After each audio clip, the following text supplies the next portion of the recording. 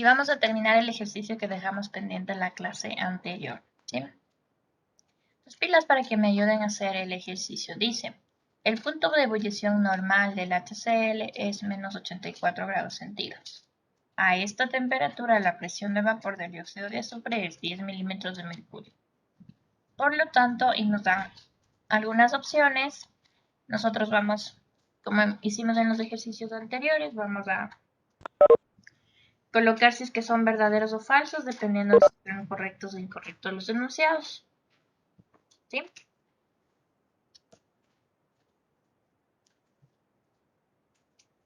Pues antes de que respondan, hay que organizar los datos, ¿no? Entonces los datos que tenemos aquí son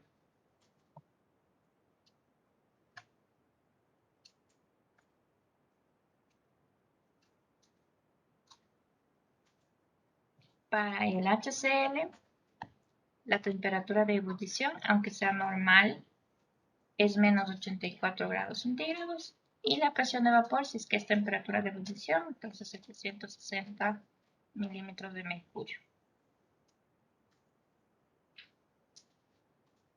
Y del SO2, a esta misma temperatura, la presión de vapor es 10 milímetros de mercurio. Con estos datos podríamos ya organizar al menos la presión de vapor, ordenar. Por ejemplo, el HCl tendría la mayor presión de vapor de los dos comparándolos a una misma temperatura. Ya con el orden de la presión de vapor, ya podríamos tener el orden de, por ejemplo, las fuerzas intermoleculares. Como son de relación inversa con las fuerzas intermoleculares, entonces el HCl, que tiene la mayor presión de vapor, en cambio tendrá la menor intensidad de las fuerzas intermoleculares, y el SO2 la mayor. Y también se puede relacionar con la temperatura de ebullición, cualquiera que sea, normal o cualquiera. La temperatura de ebullición tiene relación directa con las fuerzas intermoleculares. A mayor intensidad de fuerzas, mayor punto de ebullición. De los dos, el HCl tendría el mayor punto de ebullición. ¿No? Con eso ya podríamos ir respondiendo cada enunciado que tenemos aquí. Dice el HCl, en el HCl las fuerzas intermoleculares son más intensas que en el SO2. De hecho, acabamos de ver que es la menos intensa de las dos. Esto sería falso. B. El SO2 tiene mayor punto de ebullición normal que el HCl. El SO2 tendría mayor punto de ebullición. Cualquiera que sea normal o cualquier otro punto de ebullición, el SO2 tendría el mayor punto de ebullición. Por lo tanto, este sería verdadero. C. A una temperatura dada, el HCl tiene mayor presión de vapor. De hecho, eso es de los datos, ¿no? A una temperatura menos 84 grados centígrados, vemos que el HCl tiene mayor presión de vapor. Esto sería verdadero. Y por último, dice, los dos tienen fuerzas dipolares y de dispersión. Para saber eso hay que hacer todo el procedimiento que habíamos hecho para determinar fuerzas intermoleculares. Entonces graficamos la estructura de Lewis.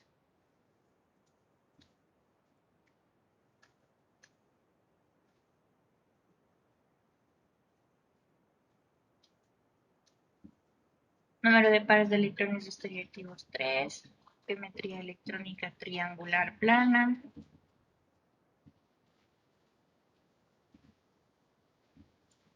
Geometría molecular angular. Graficamos la geometría electrónica.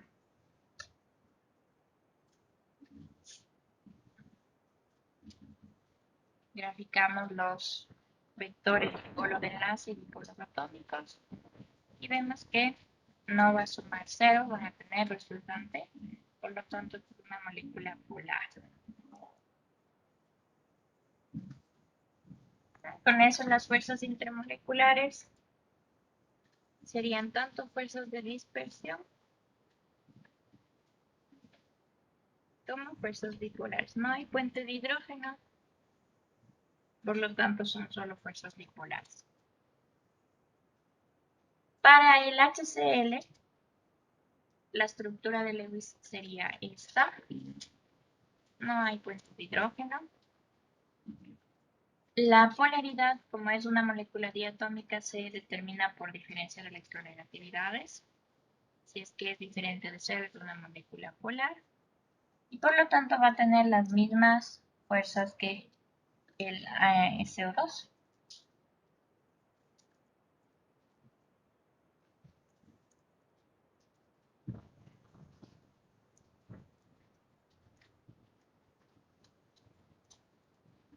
Por lo tanto, ¿qué sería la D?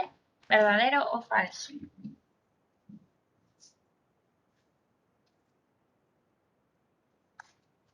Verdadero.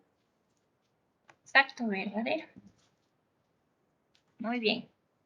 ¿Alguna duda, alguna pregunta sobre estos ejercicios sobre propiedades de líquidos y diagramas de fase?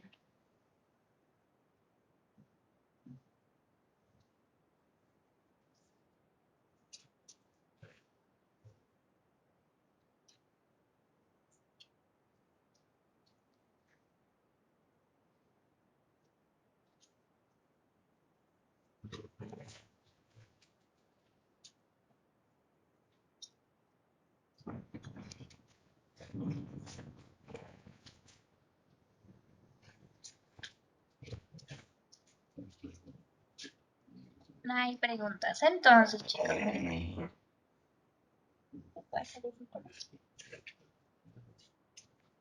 Entonces, bueno. Estos serían los ejercicios de líquidos y con esto terminamos el capítulo de líquidos. Entonces, en su aula virtual, el último subcapítulo del primer capítulo, que es estado de agregación, es propiedades de los sólidos. Entonces, el día de hoy vamos a ver o hablar sobre propiedades de los sólidos. Vamos a tomarnos 2 clases, esta y la siguiente semana. Esta primera clase vamos a hablar sobre clasificación de los sólidos cristalinos y la siguiente clase vamos a hablar un poco sobre determinación de radios atómicos y densidades de algunos sólidos. Y tenemos una actividad, ¿sí? Es una actividad para la siguiente clase que se trata de un resumen de las propiedades de los sólidos, o mejor dicho, de la clasificación de los sólidos. ¿Qué va a estar para la siguiente semana, para la siguiente clase, que con ustedes sería el miércoles 19 de enero? Pues antes de empezar la clase, que es antes de las 16 horas,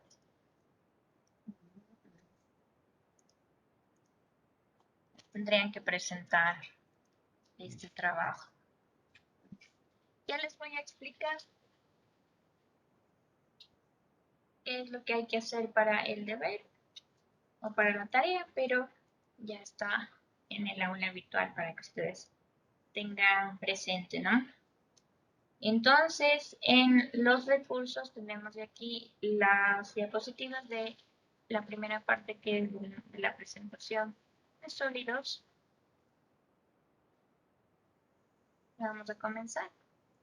¿Estamos listos entonces, chicos, para comenzar esta parte?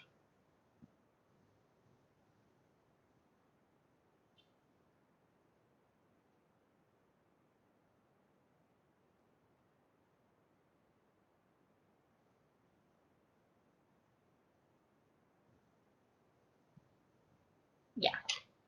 Entonces, chicos, bueno, recordando algo sobre lo que ya habíamos visto de sólidos, algunas propiedades y características.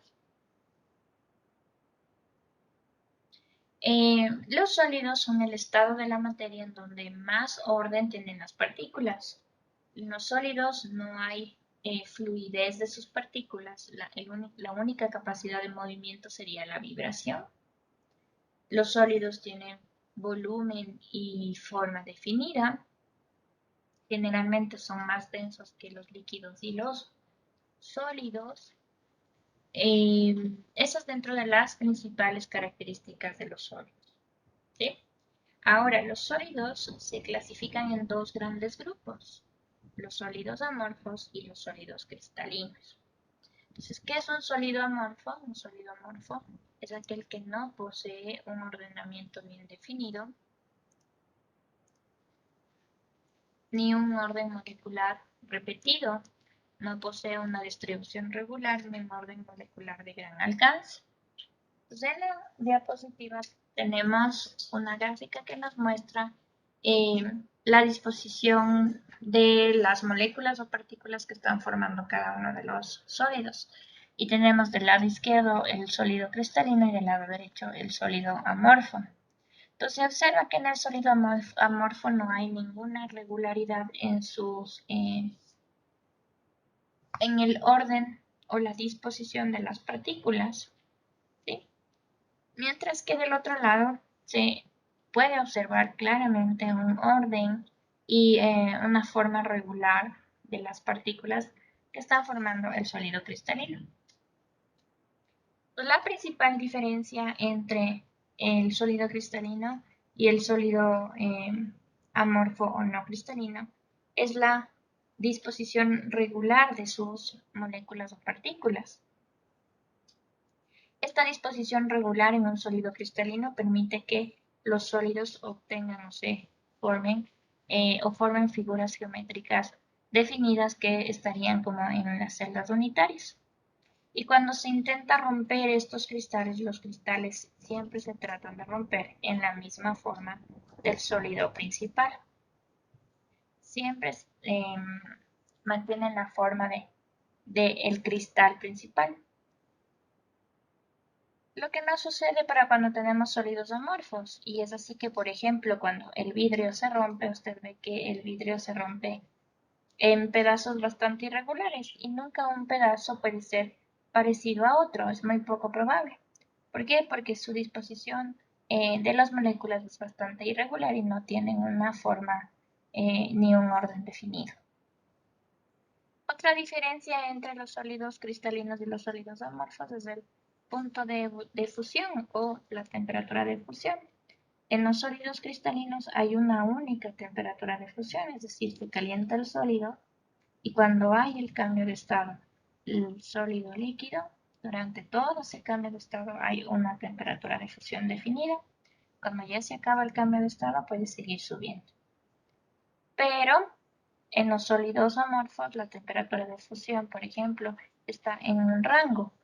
Quiere decir que al calentar un sólido va a empezar a fundirse a una temperatura de fundición 1, digamos, y durante un rango va a estar fundiéndose, cambiando de estado de sólido a líquido hasta otra temperatura que sería una temperatura 2 de fusión. Tiene un rango de temperaturas, en donde se va a fundir ese sólido. ¿Sí? Otra propiedad son las propiedades ópticas. Las propiedades ópticas de los sólidos cristalinos son diferentes de las de los sólidos amorfos.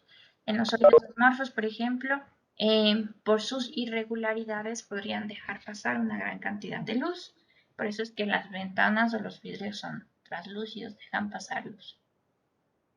Estas serían las principales diferencias entonces entre un sólido amorfo y un sólido cristalino. Ahora bien, ¿qué es un sólido cristalino? Entonces, un sólido cristalino es aquel que posee un ordenamiento estricto y regular. En un sólido cristalino, los átomos, moléculas y iones ocupan posiciones específicas, predecibles. Entonces, una celda unitaria es la unidad estructural esencial repetida de un sólido cristalino. Dentro de la celda unitaria, que sería la unidad básica fundamental que forma el sólido cristalino, existen los puntos reticulares. Estos puntos reticulares son los vértices de las celdas unitarias y en donde van a estar, por ejemplo, las partículas que forman el sólido, que pueden ser átomos, moléculas, iones o metales, que ya vamos a hablar de eso. Pero la unión de varias celdas unitarias forma el cristal tridimensional, el cristal macroscópico que nosotros vemos. Y de hecho aquí hay algo súper interesante, chicos, sobre la asociación de varias celdas unitarias. Y es que el sólido macroscópico conserva la forma de la celda unitaria. En la celda unitaria es como la unidad más pequeña y fundamental del sólido, pero se va asociando celda tras celda en todas las direcciones y forma un cristal macroscópico. Y este cristal macroscópico sigue manteniendo la forma de la celda unitaria. Por eso en el HCl, en el cloruro de sodio, que es la sal común, que cristaliza en una forma cúbica simple, se observa que los cristales son de forma cúbica, entonces por eso es que vemos cubitos de sal, ¿no? Entonces mantienen la forma cúbica del material hasta cuando son cristales macroscópicos. Por ejemplo, el cuarzo en cambio es un sólido que cristaliza en una celda unitaria hexagonal. Por eso los cristales de cuarzo tienen estas formas como en punta y con esta parte que forma un hexágono, porque son estructuras de celdas cristalinas hexagonales. Entonces miren cómo el sólido macroscópico guarda la figura geométrica de su celda unitaria. Y algo también bastante llamativo es que si es que este sólido se llega a quebrar, a romper, la forma que va a llevar las partes más pequeñas también van a ser de este tipo, ¿sí? De este tipo, así con la misma figura geométrica, ¿sí? Entonces, de acuerdo a qué tipo de qué tipo de partículas esté ocupando los puntos reticulares, vamos a tener una clasificación de los sólidos cristalinos. Entonces, por ejemplo, si tenemos átomos en los puntos reticulares, el sólido cristalino se va a llamar red covalente.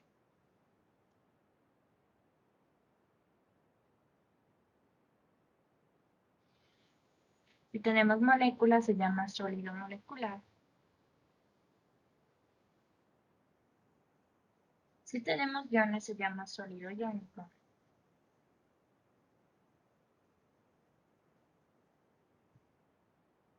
Y si tenemos metales, se llama sólido metálico.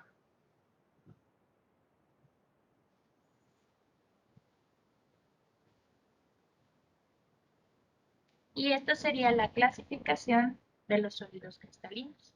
Se clasifican en redes covalentes, sólidos moleculares, sólidos iónicos y sólidos metálicos. Bien, chicos. Entonces, de acuerdo a qué tipo de compuesto es, vamos a tener diferentes tipos de celdas unitarias. Tenemos 7 tipos de celdas unitarias básicas: la cúbica simple, tetragonal, ortorrómbica, romboédrica, monoclínica, triclínica, hexagonal. Y cada una se diferencia con otra debido o al tamaño de sus lados o al ángulo, al valor del ángulo entre sus caras. La cúbica simple tiene sus 3 lados iguales y sus 3 ángulos iguales a 90 grados. Cualquier otra pues va a tener o alguna diferencia en sus lados o alguna diferencia en sus ángulos. De estas 7 celdas unitarias básicas se derivan otras que son celdas unitarias derivadas. Por ejemplo, en la cúbica hay varios tipos de cúbica. Por ejemplo, la cúbica simple, que tiene en todos sus vértices alguna partícula que está formando el sólido, mientras que la cúbica centrada en el cuerpo va a tener una partícula o un átomo, molécula, ion en el centro del cubo, y la cúbica centrada en las caras, que tiene, además de tener las partículas en los vértices del cubo, tiene también partículas en el centro de cada uno de los lados que forma el cubo. ¿Sí? Bien, entonces. Tenemos esas 7 celdas unitarias básicas, pero de esas se van a derivar algunas. Por eso es que hay un montón, una gran variedad de celdas unitarias y formas de cristalización dependiendo de cuál sea la estructura química del sólido. Bien. Entonces, chicos, vamos a hablar un poco sobre la clasificación de los sólidos cristalinos. Y vamos a empezar entonces con los sólidos iónicos. Entonces tenemos aquí Y para hacer un poco más clara la explicación, siempre voy a graficar una celda unitaria cúbica que sería la más simple. Y a partir de esta celda unitaria cúbica, pues vamos a tener.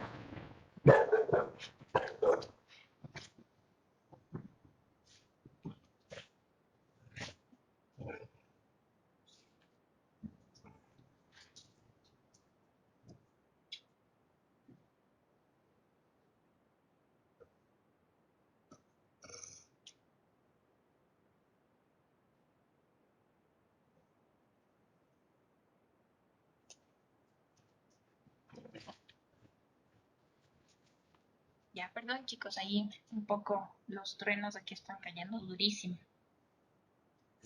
Entonces, graficando la celda unitaria cúbica simple, vamos viendo qué es lo que caracterizaría a cada uno de nuestros cristales.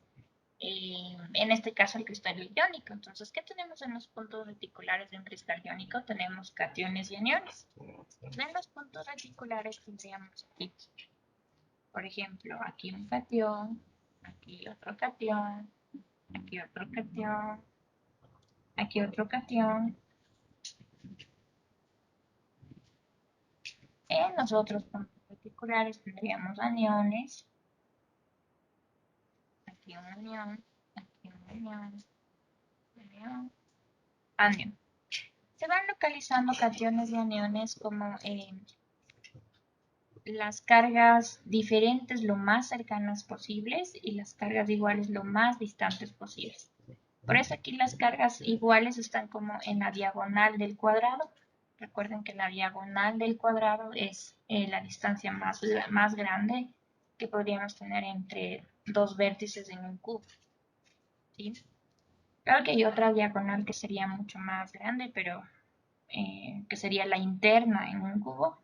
Pero así ubicamos entonces las partículas cuando tenemos cationes y aniones. Generalmente, porque después depende muchísimo de la estructura cristalina y de la química, de la fórmula química del compuesto. ¿Ya? Igual de cuántos electrones tiene de valencia, de cuáles son la geometría y, bueno, la configuración electrónica, etc. ¿Ya? Entonces, aquí tendríamos entonces un cation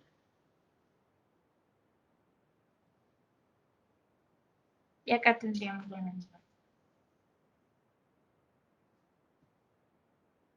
¿Sí?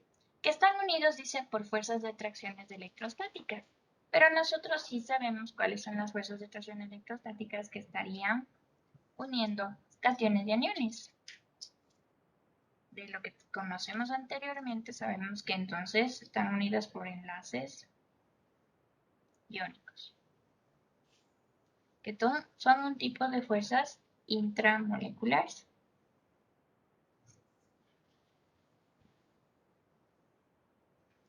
Y usted sabe que las fuerzas intramoleculares son fuerzas muy intensas. Y es por esto que se les atribuye estas características a los sólidos iónicos. Por ejemplo, el alto punto de fusión o su dureza. ¿Sí? Esas serían las características de este tipo de sólidos que son atribuidas por su enlace fuerte. Bien, entonces. Además, otra característica es que son malos conductores del calor y la electricidad, como sólidos. ¿Pero por qué? Porque cada partícula, ya sea cation o anión, está anclada, está fija dentro de la red cristalina. Entonces no se pueden mover, no tienen libertad de movimiento. Entonces, así sean cationes y aniones que tienen o les faltan electrones o les sobran electrones, no pueden moverse, es decir, no podrían transferir electrones. Pero aquí hay que poner una cosa más. Cuando están disueltos o fundidos,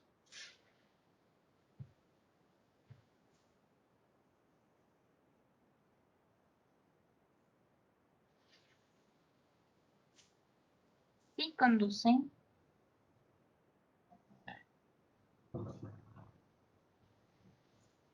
corriente.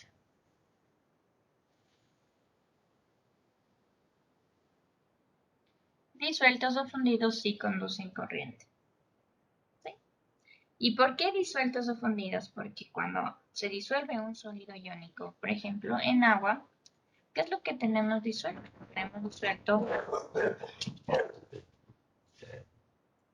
cationes y aniones, ¿sí?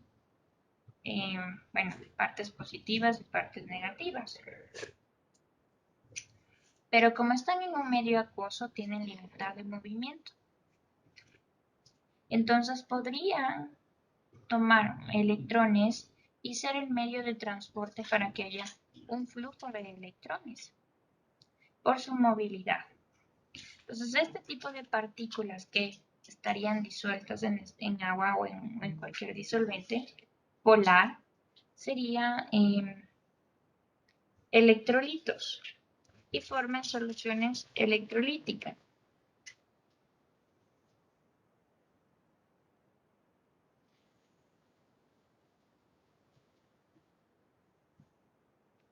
¿Sí? Entonces, por eso tendrían la capacidad de conducir corriente en estado sólido, en estado disuelto o fundido. Como sólidos no. ¿Ya? Entonces, chicos, ¿qué es de esta diapositiva que es importante? Lo que yo acabé de dibujar sobre la celda unitaria, especificando las partículas que forman la celda unitaria y los enlaces que están uniendo estas partículas. Aquí me faltó escribir aquí mismo para que esté todo en un solo gráfico. Lo que está uniendo los cationes y aniones serían los enlaces iónicos, que son un tipo de fuerza intramolecular.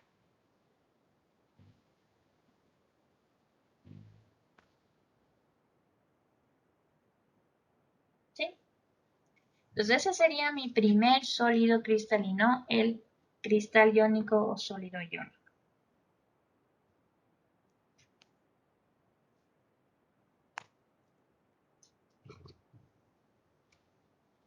Vamos al siguiente. El siguiente sólido es el cristal covalente.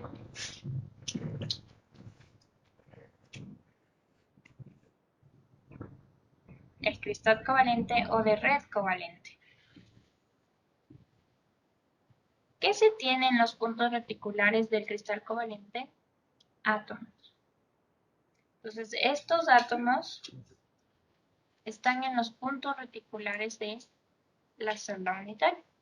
Nuevamente voy a graficar la celda unitaria cúbica simple, que es la más fácil. No significa que todos los sólidos solidifican en forma de cubo simple. No, cada quien tiene su forma de solidificación. Entonces, en este tipo de sólidos cristalinos, lo que tenemos en los vértices son átomos. En los vértices o en los puntos reticulares son átomos. ¿Y cómo se mantienen juntos? Dice, se mantienen juntos por enlaces covalentes. Claro, el enlace que puede formar átomo a átomo se llama enlace covalente.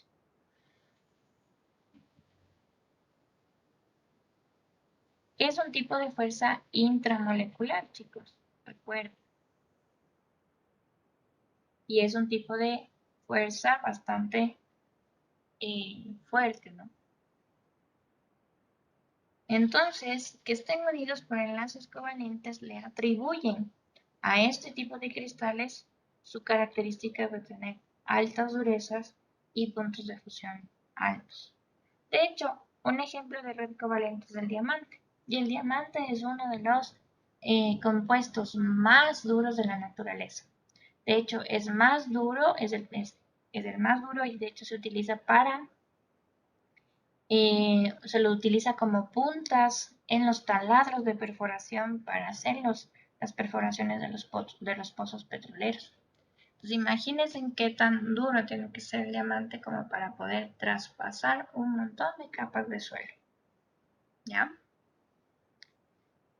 Bien, otra característica de los cristales covalentes es que son malos conductores del calor y la electricidad.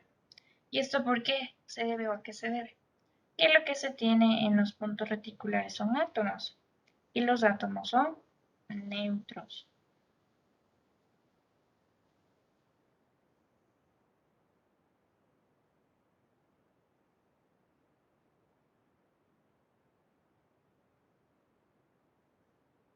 Entonces, como son neutros, no pueden tener la capacidad de ser transportadores de electrones, además de que estos están fijos en la red cristalina y no tienen movimiento. ¿Sí? Entonces, bueno, un poco excepción es el grafito, pero el grafito porque sí tiene una parte de red covalente que sería lo de lámina a lámina,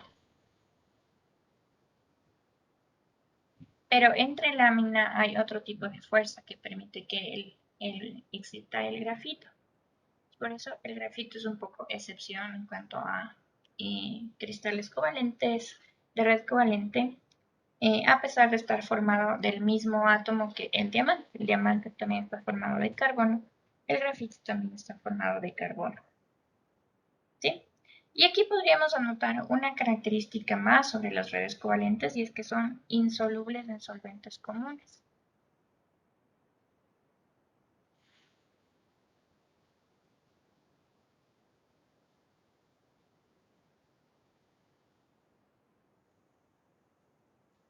Entonces, son insolubles en solventes comunes, quiere decir que, por ejemplo, en agua, en ácidos débiles, no se solubilizan. De hecho, para solubilizar las redes covalentes se necesitan temperaturas y presiones y concentraciones de solventes bastante fuertes, bastante altas. Sí, por eso se dicen que son bastante insolubles este tipo de redes covalentes.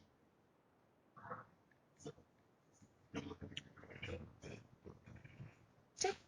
Entonces, ¿qué es importante de estas diapositivas? Importante es el gráfico que acabo de realizar de la celda unitaria, identificando los puntos reticulares con la fuerza que une estos puntos, estas partículas del sólido. ¿Sí? Vamos al siguiente. El siguiente tipo de cristal es el cristal molecular. Entonces, en el cristal molecular existen en los puntos reticulares moléculas. Entonces voy a dibujar igual nuevamente la celda cúbica simple.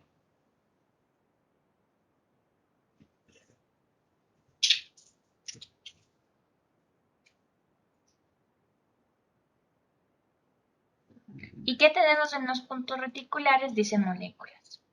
Bueno, las moléculas están formadas por 2 o más átomos. Estoy graficando aquí una molécula de 3 átomos que ocuparía los puntos reticulares de mi celda unitaria.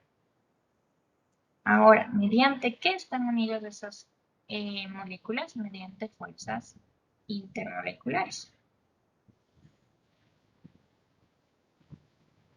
Que dependiendo de qué tipo de moléculas podríamos tener fuerzas de dispersión únicamente, si son moléculas no polares.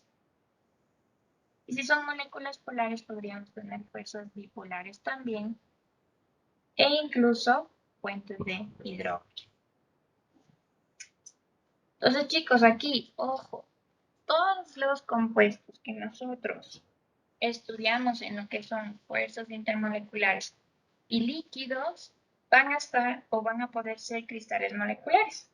¿Sí? Porque si es que hay fuerzas intermoleculares como líquidos, esas mismas fuerzas, ese mismo tipo de fuerzas están presentes como sólidos. Solo que en los sólidos van a tener mayor intensidad, pero la naturaleza es la misma. El tipo de fuerza es el mismo. Pues aquí de ejemplo son todas las moléculas de las que hicimos ejercicios anteriormente, en donde identificábamos las fuerzas intermoleculares. El agua, el amoníaco, el CO2, el dióxido de azufre, la molécula de benceno, naftalino, sacarosa, glucosa, etc. Todas las moléculas que hicimos ejercicios en fuerzas intermoleculares. ¿Sí? Ahora bien, el tipo de fuerzas intermoleculares es de intensidad baja y es precisamente eso lo que permite que este tipo de sólidos moleculares tengan puntos de fusión bajos y sean suaves.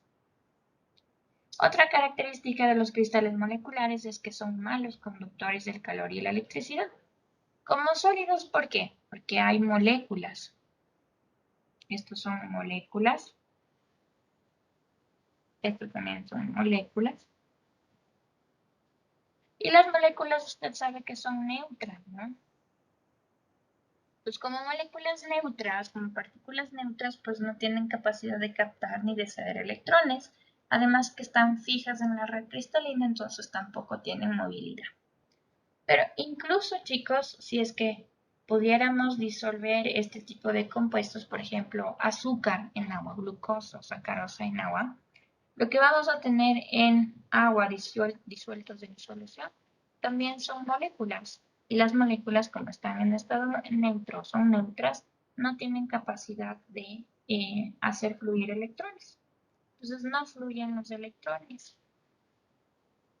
Y este tipo de soluciones se llaman soluciones no electrolíticas porque no tienen electrolitos en solución, disueltos. ¿Sí? Pero ojo con lo que les voy a decir, chicos. Las moléculas para formar el sólido están unidas por fuerzas intermoleculares, ¿sí? Para formar el sólido.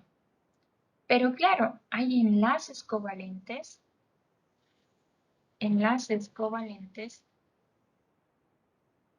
presentes, ¿sí? Presentes, hay enlaces covalentes presentes para formar la molécula.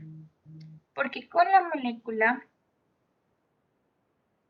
la molécula está formada por átomos, átomos que van a tener enlaces para poder agrupar estos átomos y formar la molécula. Entonces aquí vienen algunas veces esas preguntas un poco capciosas, un poco así como que con truco, en la que saben preguntar las partículas, las moléculas, podríamos poner así, las moléculas para formar el sólido cristalino,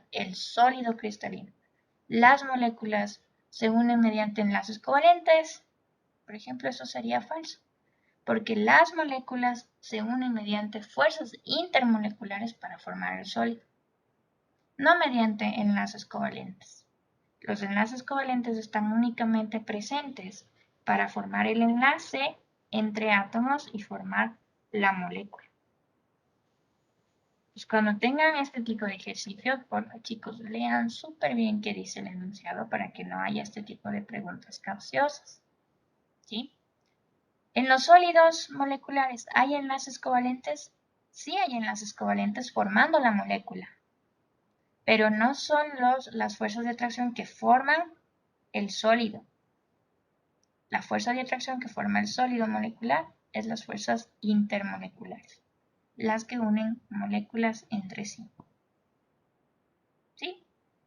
Entonces, nuevamente, ¿qué es importante de aquí, chicos? El grafiquito de la celda unitaria con la identificación de las partículas en los puntos reticulares y las fuerzas que unen estas partículas.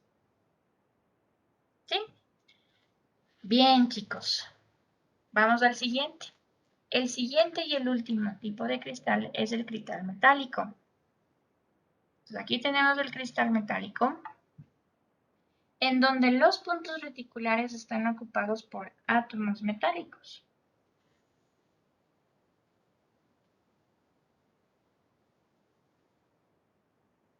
Y generalmente son, oye, sí, esa celda unitaria está un poco no tan cool.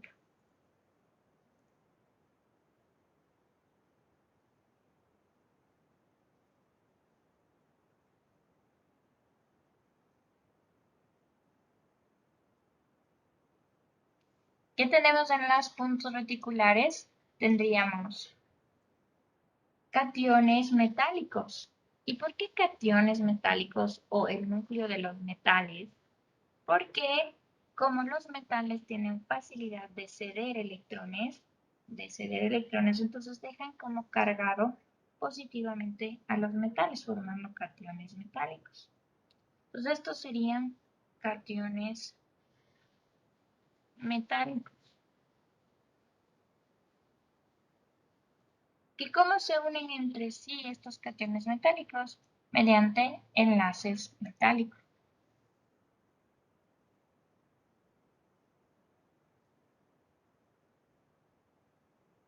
Que son un tipo de fuerza intramolecular.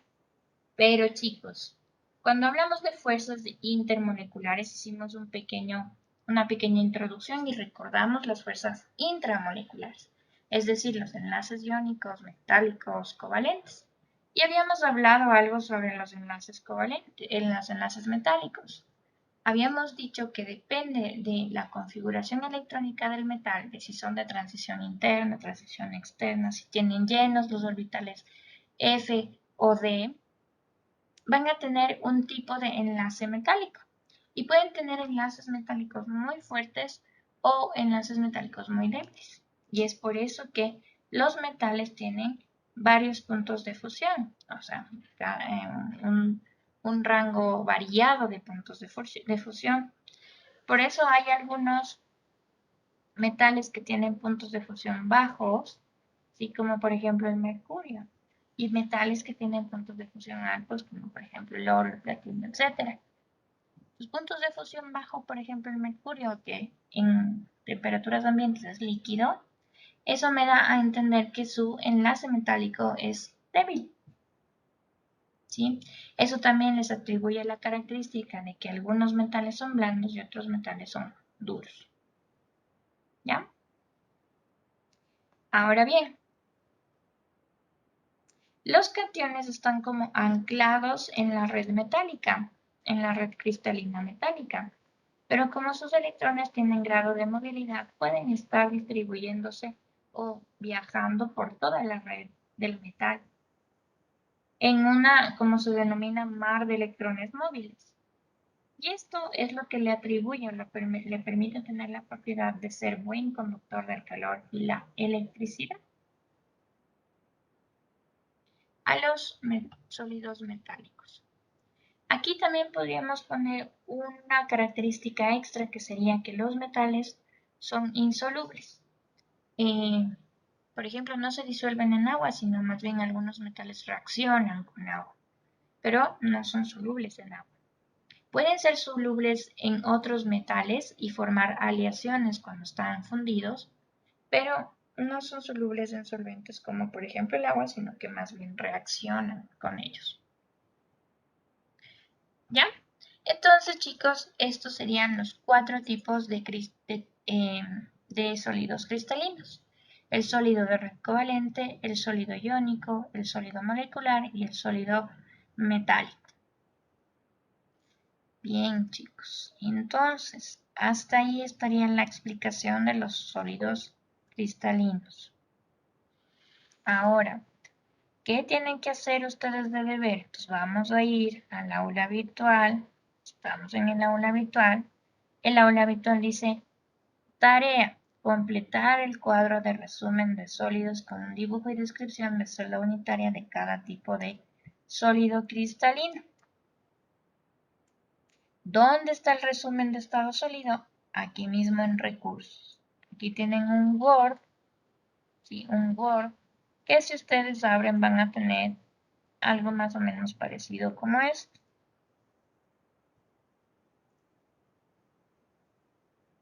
Les voy a abrir de una vez el documento directamente para ir observando con ustedes cualquier cosa.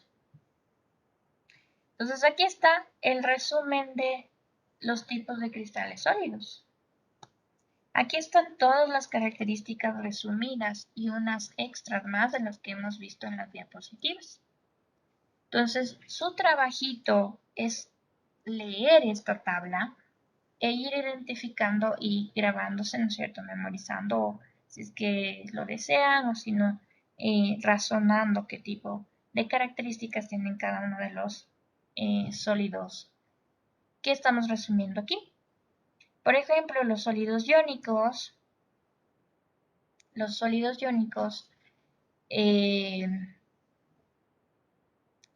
Por ejemplo, sus partículas que forman el cristal son los cationes y aniones, que están unidas por fuerzas de enlaces iónicos. Estos enlaces son fuertes, por lo tanto les atribuyen el alto punto de fusión por encima de 600 grados. Respecto a la solubilidad, los compuestos iónicos son solubles en agua y en solventes polares. En cuanto a la conductividad, solo son conductores cuando están disueltos o fundidos, pero cuando están en estado sólido no conducen corriente. Otras características de los sólidos iónicos es que forman redes cristalinas de gran estabilidad, son duros, frágiles y quebradizos, y todos, absolutamente todos los compuestos iónicos son sólidos a temperatura ambiente. ¿Ya? La sal, el cloruro de sodio es sólido, el sulfato de potasio es sólido, el óxido de calcio es sólido, etc. Estos ejemplos son sólidos a temperatura ambiente. Y tenemos ejemplos sobre los sólidos iónicos.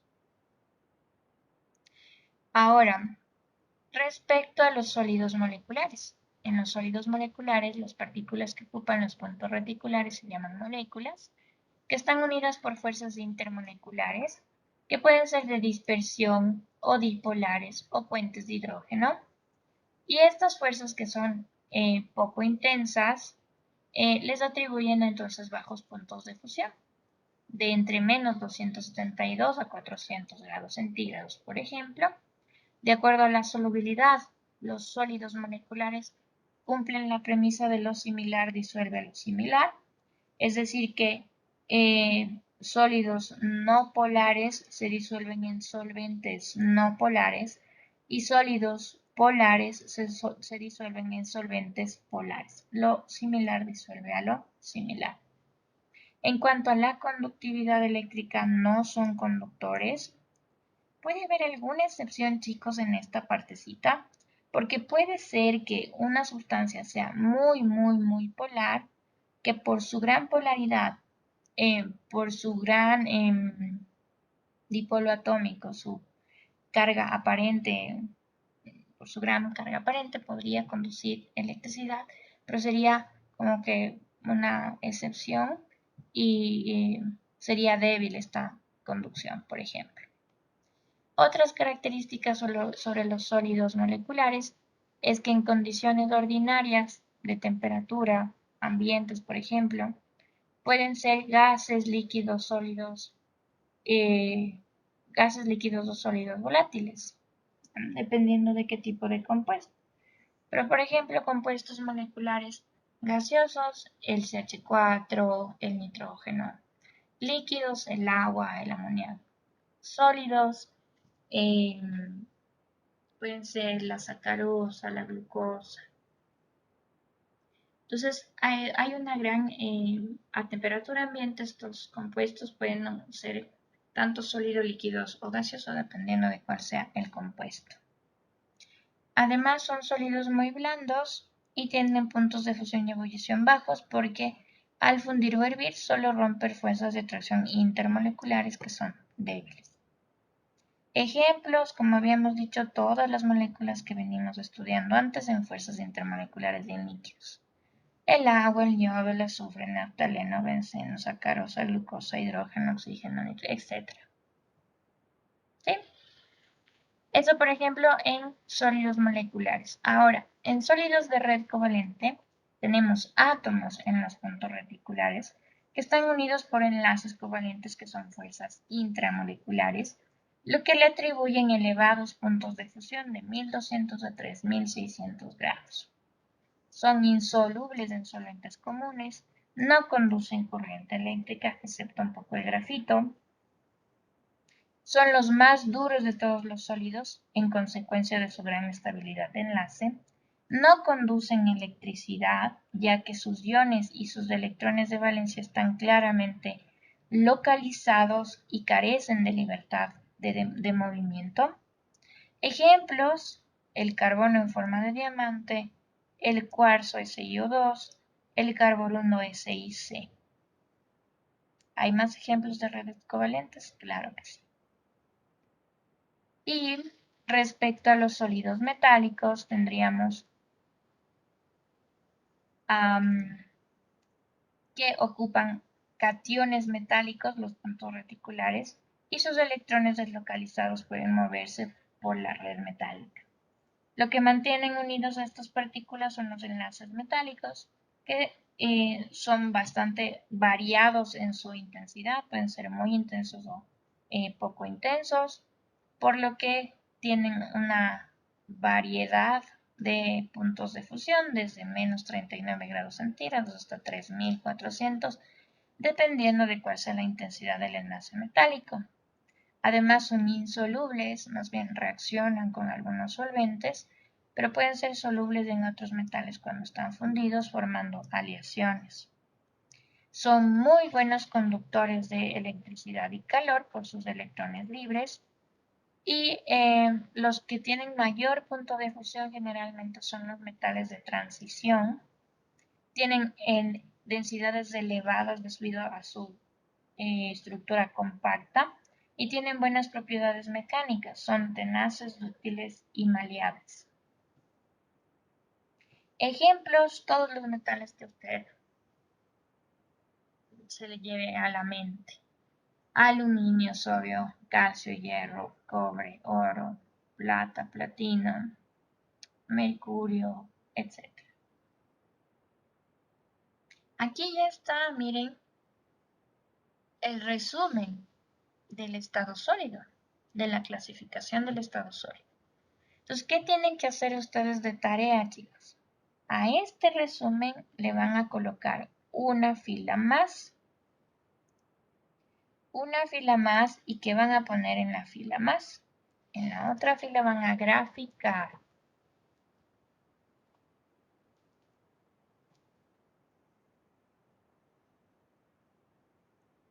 Van a graficar una celda unitaria de cada tipo de sólido cristalino, identificando sus partículas y las fuerzas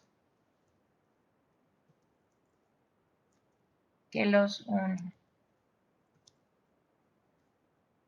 Entonces, ejemplo, aquí tenemos en la primera fila estaban los sólidos iónicos. Entonces, para un sólido iónico, por ejemplo, puedo graficar una celda unitaria cúbica simple y digo, en los puntos reticulares que tenemos, podríamos tener cationes y aniones. Entonces, aquí estaría, por ejemplo, el catión, acá abajo el anión. ¿Y qué mantendría juntos a los cationes y aniones? Los enlaces o el enlace iónico, que es un tipo de fuerza intramolecular. ¿Sí? Claro que esto lo va a hacer muchísimo mejor, más bonito, no sé, como usted crea conveniente, pero que se entienda mejor, que se vea mejor. Y lo mismo hacemos para cada tipo de sólido covalente, molecular, metálico también. Adjunta esto a la tablita que ya tenemos hecho de resumen y eso envía o coloca como tarea. Miren que ya está hecho el resumen, chicos, pero su responsabilidad es al menos volver a leer y ya tener claro cuáles son las diferencias. ¿Sí? ¿Está comprendido entonces, chicos? ¿Está comprendido cómo es el deber, qué hay que hacer de deber? Inge, Dime. eso hay que presentar hasta el día miércoles de la otra semana, ¿verdad? Ajá, eso que está aquí puesto en la tarea número 1 del resumen. Ya, Inge, gracias. Ajá.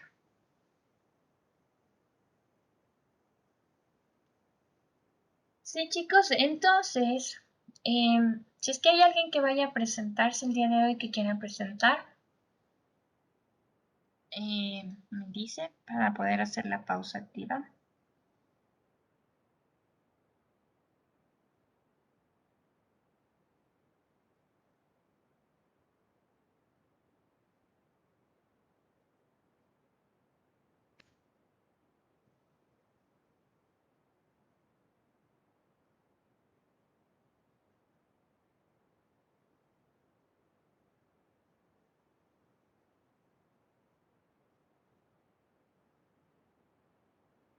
No hay nadie que vaya a presentar.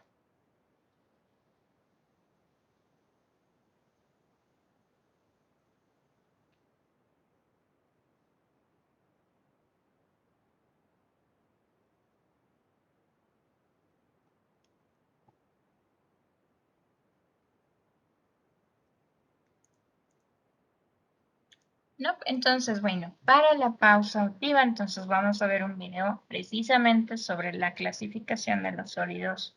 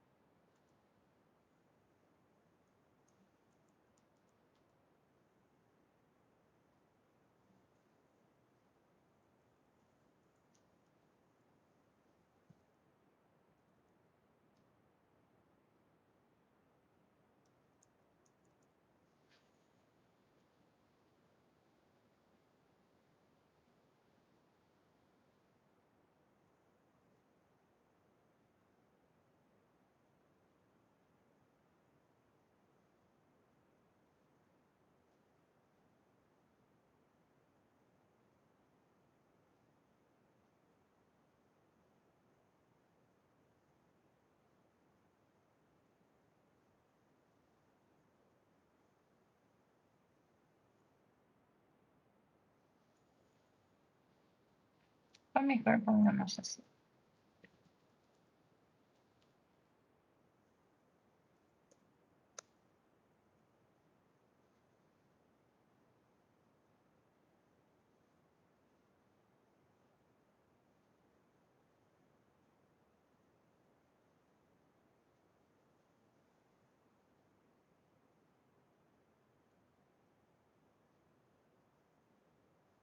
Ya, entonces voy a poner este video, chicos.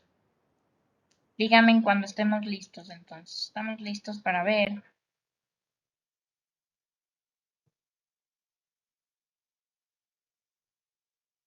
Bien, y vamos ahí. Hola a todos, soy Jordi Pereira, el autor de Ciencia de Sofá, y si seguís este canal y habéis visto alguno de mis vídeos, sabréis que tengo una colección, o intento de colección, de elementos químicos. Y si veis los vídeos, pues también sabréis que me interesa bastante el tema de los meteoritos, así que últimamente también he empezado a comprar meteoritos por internet para conseguir una colección de esto. Aún no he encontrado ningún meteorito por mi cuenta, por cierto, así que todos estos son comprados. Pero bueno, en cualquier caso, la colección a la que más tiempo y dinero he dedicado desde que era pequeño es una colección que muchos de vosotros reconoceréis porque es la típica que todo el mundo empezaba, pero que luego abandonaba un tiempo después. Hablo de la típica colección de minerales. Estos minerales los he comprado. También tengo otra colección de minerales que he encontrado yo mismo, que está aquí.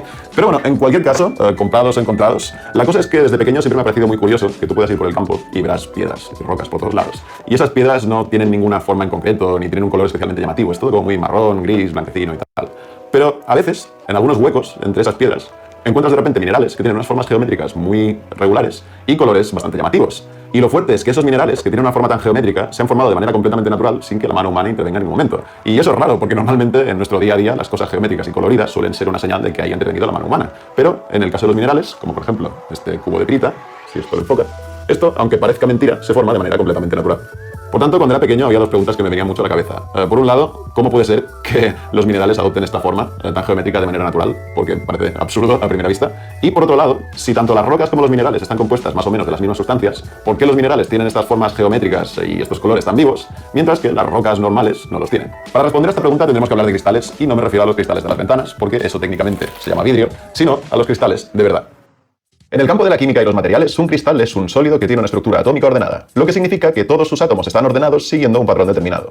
Por ejemplo, esto es un cristal cúbico de pirita y tiene forma de cubo porque a nivel atómico está compuesto por trillones de átomos de azufre y de hierro que están todos enlazados formando ángulos de 90 grados entre ellos. ¿Y por qué precisamente 90 grados? Pues porque en el caso de la pirita, la distribución de los electrones de cada átomo de hierro y de azufre les obliga a unirse de esta manera. O sea que a medida que cada vez más átomos se van uniendo a un patrón, los cristales van creciendo cada vez más hasta formar figuras geométricas como esta. Otro mineral que también puede adoptar esta estructura cúbica es la fluorita, que en este caso está compuesta por átomos de calcio y de flúor que a veces también se unen entre ellos formando ángulos de 90 grados. Eso sí, a veces los átomos de un mineral determinado tienen más de una manera de ordenarse y pueden dar lugar a cristales con formas distintas, algo que se puede observar tanto en el caso de la pirita como de la fluorita. En cualquier caso, los electrones de cada elemento están distribuidos de forma distinta, así que cada mineral puede adoptar unas geometrías diferentes en función de la sustancia de la que esté compuesto. Algunos minerales manifiestan una estructura hexagonal, como ocurre en el caso de la esmeralda, el rubí o el argonito. Otros formando decaedros, como el granate. La calcita a veces produce paralelepípedos y algunos minerales tienen cristales tabulares, como la wulfenita o la barita, que es el componente principal de las famosas rosas del desierto.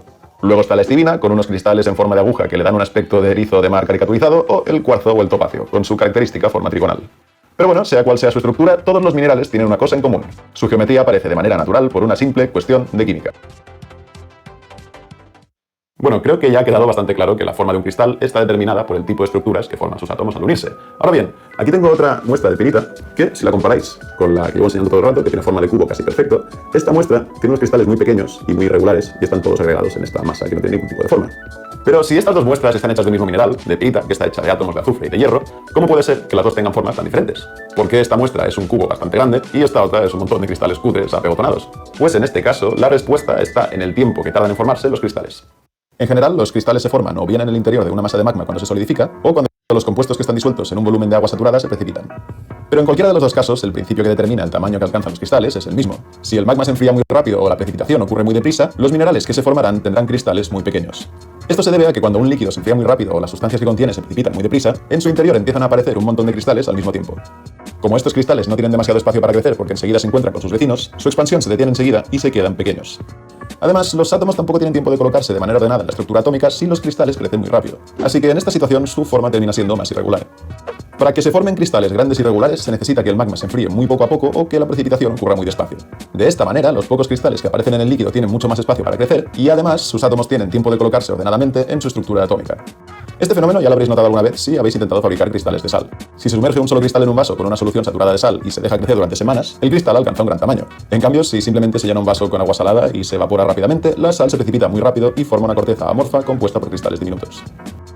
De hecho, este es el motivo por el que los cristales más grandes, coloridos y transparentes se suelen encontrar o bien en las pegmatitas, que son formaciones rocosas que en su momento fueron masas de magma que se enfriaron muy despacio, o en su defecto en cavidades entre las rocas por las que en el pasado circuló agua a presión y a muy alta temperatura que además estaba saturada de compuestos disueltos.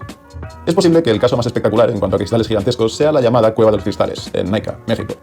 Al estar situada encima de una cámara de magma, esta cueva ha estado inundada de agua caliente saturada de minerales durante medio millón de años. Así que en su interior se han podido formar cristales de un mineral llamado selenita de hasta 12 metros de longitud que pesan varias toneladas. Y sí, si os lo estabais preguntando, esto que aparece en la imagen son personas, para que os hagáis una idea de la escala de estos cristales. Es posible que después de escuchar todo esto y haber visto estas imágenes, a algunos de vosotros os hayan entrado ganas de salir a buscar minerales. Pero, antes de que os llevéis el chasco por vuestra cuenta, os tengo que dar una mala noticia. Lo más común es encontrar los minerales en su forma amorfa e irregular, y es normal eso porque realmente las condiciones que se necesitan para que un cristal crezca hasta un tamaño considerable son muy infrecuentes y por tanto ocurren en muy pocos sitios. De hecho, la inmensísima mayoría de los minerales que he encontrado pues son así, son cristales pequeños y cutres, e incluso de los que he comprado también, porque al fin y al cabo, cuanto más grande es un cristal y más colorido es y más transparente es y mejor formado está, pues más caro es. Pero bueno, en cualquier caso, la moraleja del vídeo de hoy es que en el mundo de los minerales, los cristales no son eso que pones en las ventanas o en las gafas, sino que se trata de sólidos que tienen una estructura atómica ordenada. Y lo más curioso de estos cristales es que los átomos que los forman adoptan esa estructura de forma natural, por sí mismos, sin que intervenga la mano humana. Básicamente es una cuestión de química pura y dura. Y bueno, por otro lado, hemos visto que no todas las rocas que nos rodean se convierten en cristales porque para que una sustancia desarrolle unos cristales definidos se necesitan unas condiciones muy específicas, que se dan en muy pocos sitios. Y bueno, creo que ya he dicho todo lo que tocaba sobre geología, así que aquí termina el vídeo de hoy. Si os ha gustado, pues podéis darle a me gusta, podéis compartir el vídeo, podéis suscribiros al canal y darle a la campanilla esa que os avisa cada vez que subo un vídeo nuevo. Luego, por otro lado, también os aviso de que si os gusta la geología, en mi cuenta de Instagram de Ciencia de Sofá suelo colgar cosas relacionadas con la geología, por el tema de que, bueno, a veces voy a buscar minerales o compro alguna cosa curiosa por internet o cualquier asunto de estos. Así que os recomiendo seguir a Ciencia de Sofá en Instagram si os interesa. Luego, por otro lado, también tengo que anunciar, los dos libros que publiqué con la editorial Paidós. El universo es una taza de café y las 4 cuentas que refieren al universo. El primero es sobre historia de astronomía y el segundo sobre física. Y creo que con eso ya he acabado la promoción. Así que nada, aquí termina el vídeo y hasta la próxima. Bueno, me pareció bastante divertido, ¿no? Chévere, informativo. Entonces, para completar un poco lo de los sólidos y cómo cristalizan los sólidos. Eso, chicos, entonces, a manera de la pausa activa que tenemos. Ojalá no se hayan dormido.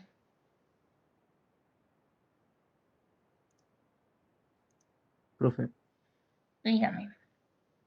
esos sólidos, o sea, al hacerse así, en algún momento pueden ser filosos y pueden, por ejemplo, si los manipulamos, podrían lastimarnos. Sí, claro que sí. Sí, hay algunos que forman estructuras bastante filosas. Ujú. Y duras que podrían ejercer algún tipo de lesión.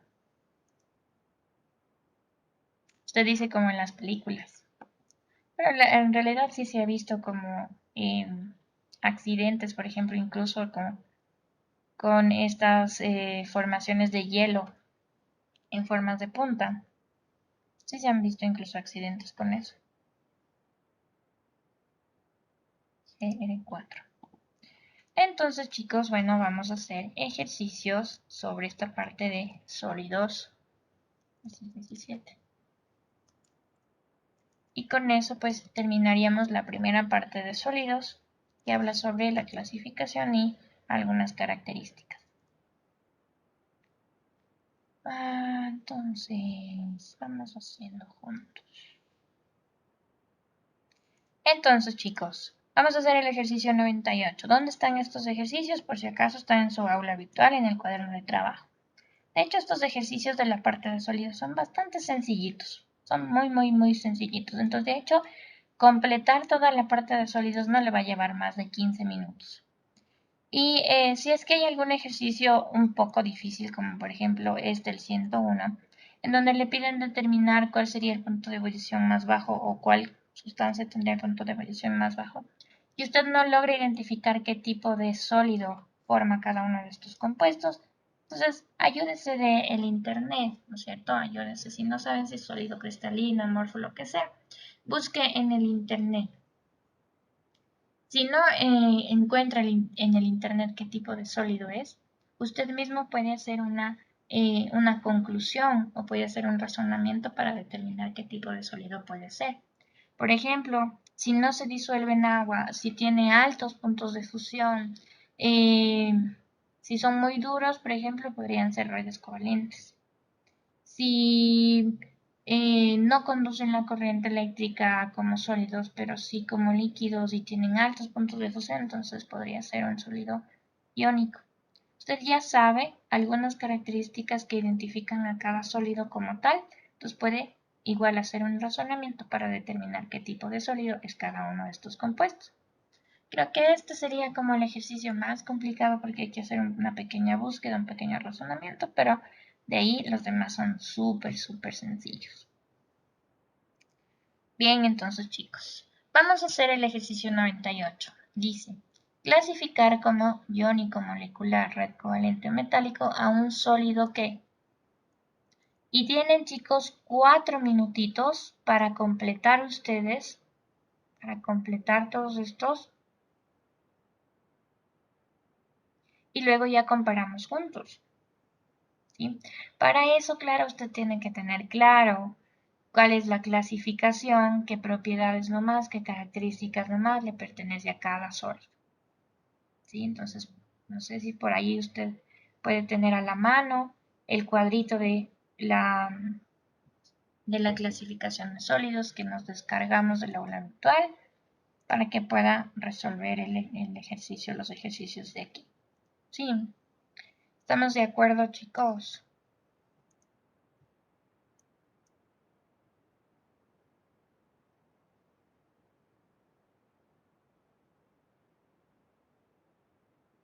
Ramiro, ¿levantaste la mano por alguna pregunta o porque está claro? No me equivoqué de emoji, profe, pero Ya, Ramiro, muy bien. Chicos, 3 minutos, 4 minutos está bien para que complete el ejercicio 98.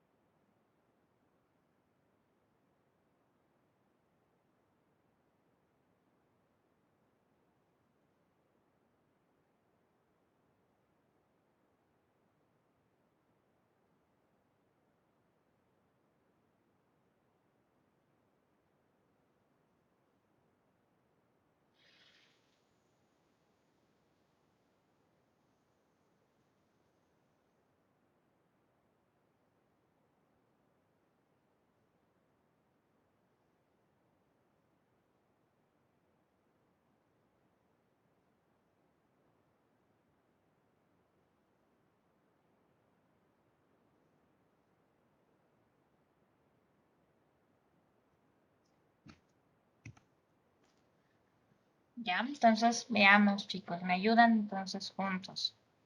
Dice,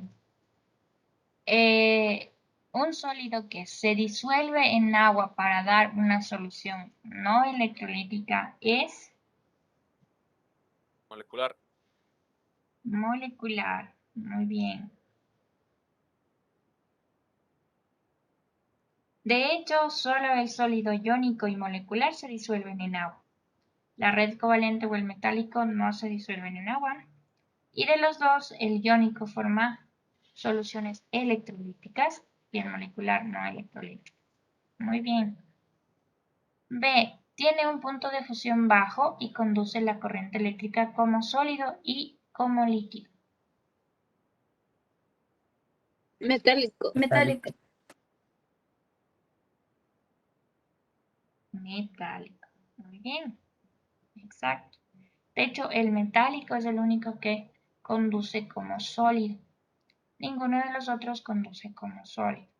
Claro, puede tener puntos de fusión bajos o altos. C.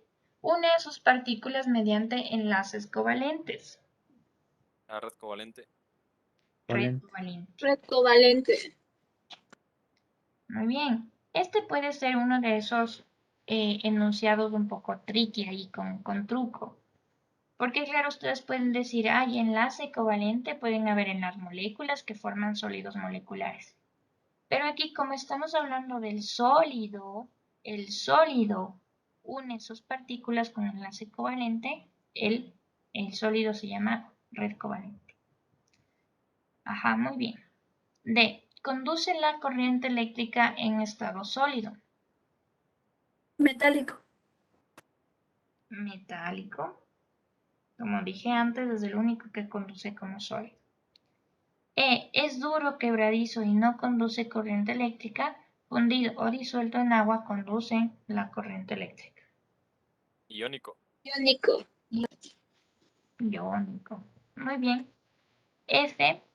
A 3500 grados centígrados, funde a 3500 grados centígrados, no conduce la electricidad en estado sólido y es insoluble en agua. Red covalente. Red covalente. Muy bien. Vamos al 99. Dice, cuando solidifica una sustancia que ordinariamente, es decir, a temperatura ambiente, es gaseosa, debería formar un cristal iónico molecular de red covalente o metálico.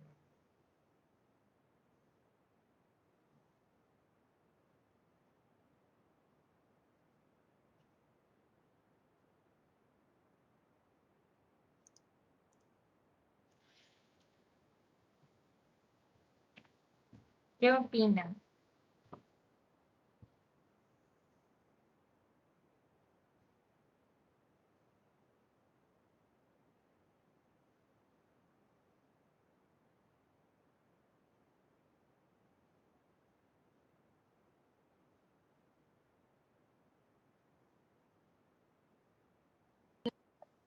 Podría ser una red covalente.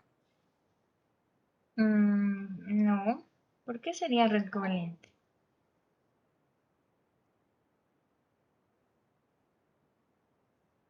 Cristal molecular. Molecular, ajá. ¿Por qué sería molecular?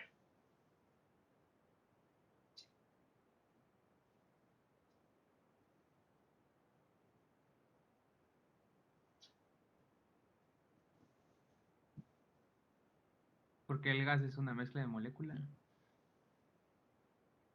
Mm, no precisamente, sino que más bien lo que habría que razonar es que a temperaturas ordinarias significaría temperaturas de 25 grados centígrados. Entonces, para que una sustancia esté a 25 grados centígrados como gas, que 25 grados centígrados es una temperatura baja, ¿no?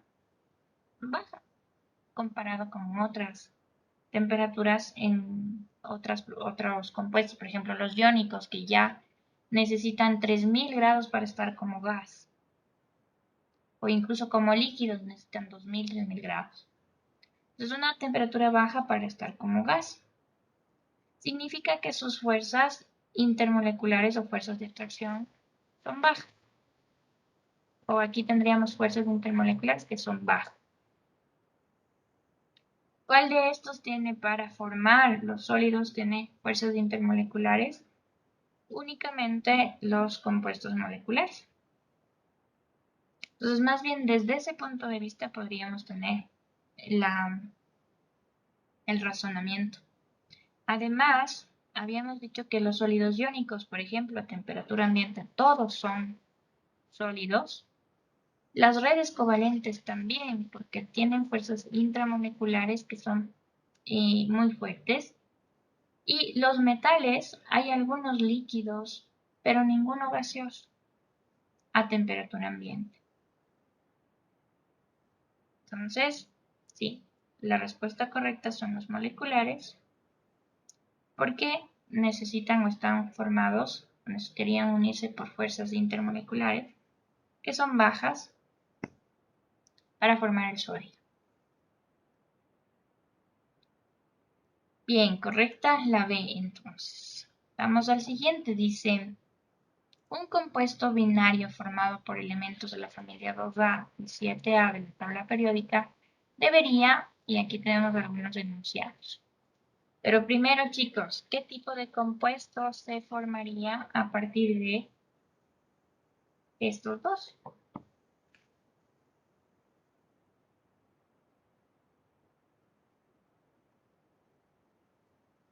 Iónico.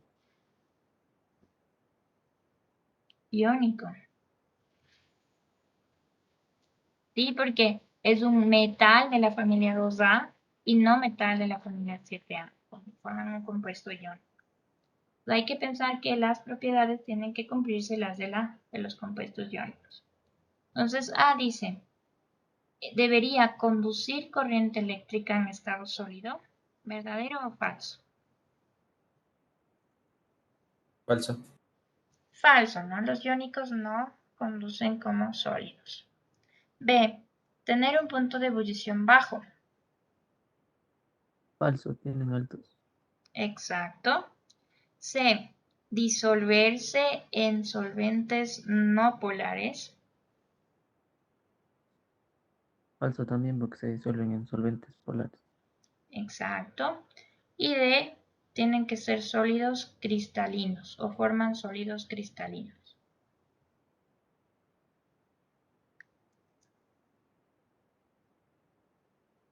Si la clasificación de los sólidos cristalinos era una, el sólido iónico, entonces, claro, forman sólidos cristalinos. Este es verdadero.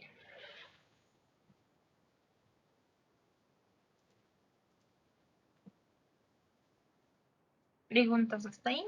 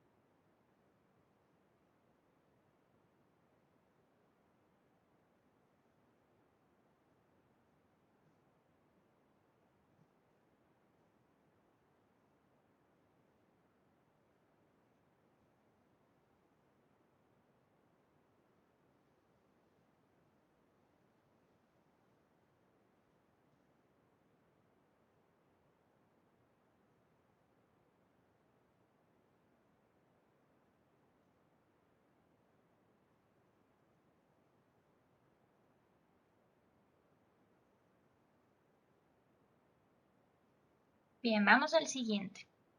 En el siguiente dice identificar el tipo de sólido cristalino a partir de los datos de la siguiente tabla. Y nos dan una tabla con sustancias A, B, C, D, E. El punto de fusión, el punto de fusión, la conductividad eléctrica como sólido y como líquido. ¿Sí? 3 minutos, chicos, para completar la tabla.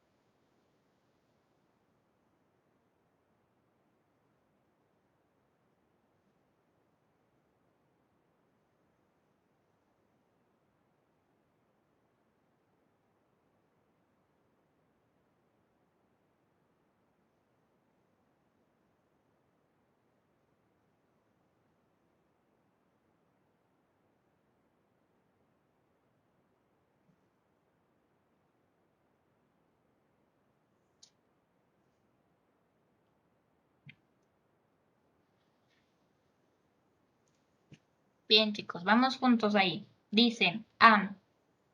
Punto de fusión 848. Conduce como líquido, pero no como sólido. ¿Qué tipo de compuesto sólido es? El iónico. Iónico, muy bien. B.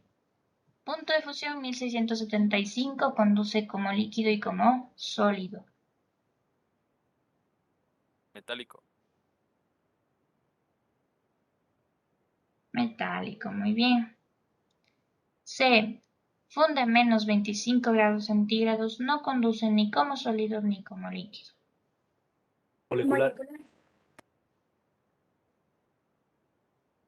Molecular. D. Funde a menos 175 grados centígrados. No conduce ni como sólido ni como líquido. Molecular. Molecular, muy bien. Y E. Funde a 2300 grados centígrados. No conduce ni como líquido ni como sólido. Red Red covalente. covalente. Red covalente. Muy bien, chicos. Súper bien. Entonces, miren, ya hemos hecho 4 de los ejercicios. Creo que solo hay otros 4 más. Entonces, ya pueden hacerlo. No se van a demorar más de 15 minutos para esta parte de sólidos.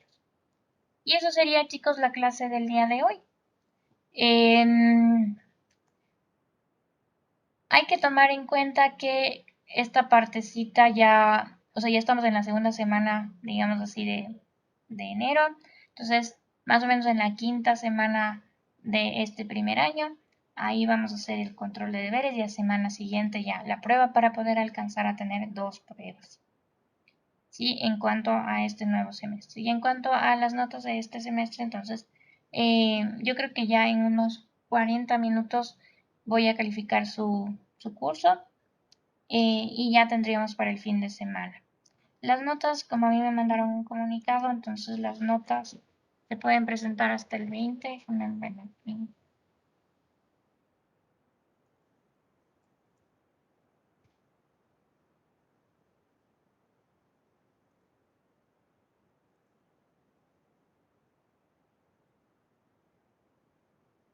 Creo que estaba en mi calendario académico.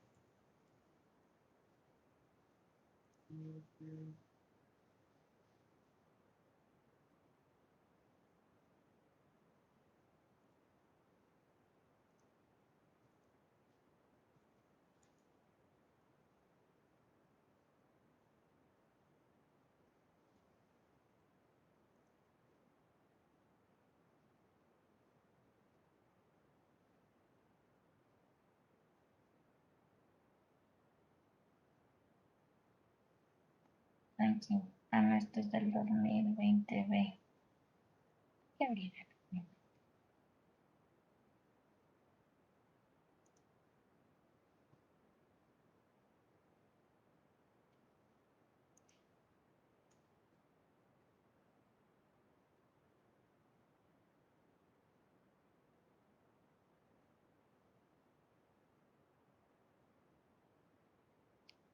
Hasta el 20 de enero.